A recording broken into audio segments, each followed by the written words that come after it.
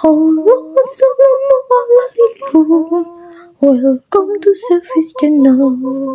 Selamat menonton. Vlog tugas 2 kebimbaan. Halo, perkenalkan nama saya SELVI Selfie. Selamat datang di channel Selfie. Semoga bermanfaat. Apa yang sahabat pahami tentang dasar hukum dalam menerapkan metode Bimba? Dasar hukum dalam menerapkan metode Bimba adalah ketentuan yang dapat dipahami untuk menjadi landasan dalam menerapkan metode Bimba. Dasar hukum metode Bimba ada dua. Satu, hak anak, yaitu hak anak untuk bermain dan memperoleh pendidikan. Ini diatur dalam Undang-Undang Republik Indonesia Nomor 23 Tahun 2002 tentang Perlindungan Anak. Bunyinya, setiap anak dapat hidup, tumbuh, berkembang, dan berpartisipasi secara wajar sesuai harkat dan martabat kemanusiaan, serta mendapat perlindungan dari kekerasan dan diskriminasi.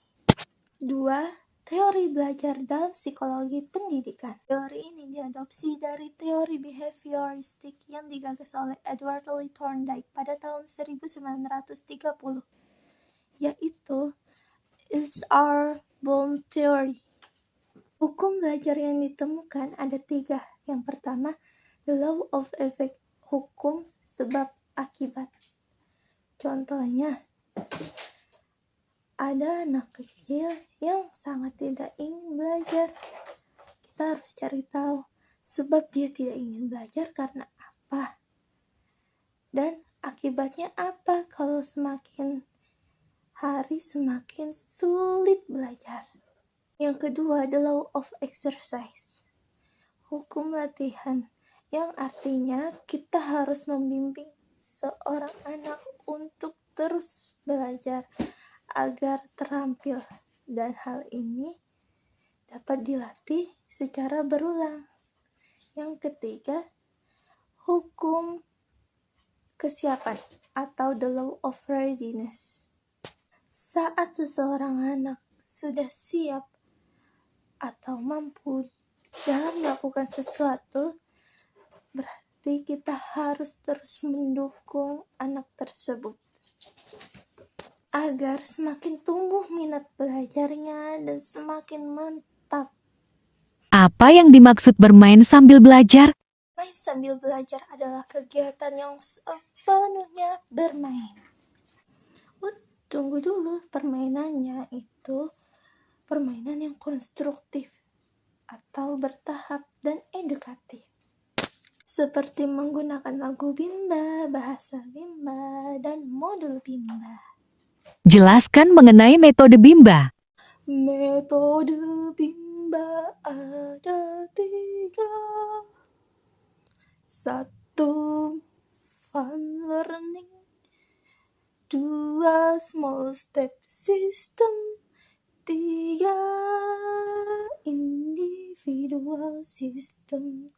Dan metode penunjang adalah variation skill.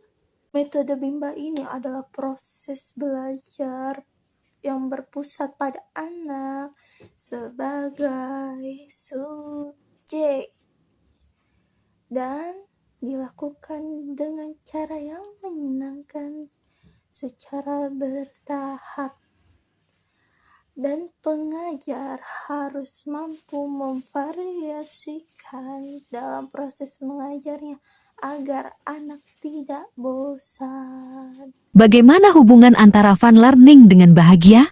Fun learning adalah proses belajar yang sepenuhnya menyenangkan, yang menimbulkan rasa bahagia dan minat belajar seorang anak menjadi meningkat. Mengapa? Karena anak merasa nyaman dalam proses belajar mengajarnya.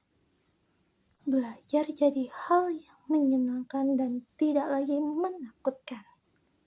Dan anak merasakan cinta dan kasih sayang. Cukup sekian dan terima kasih.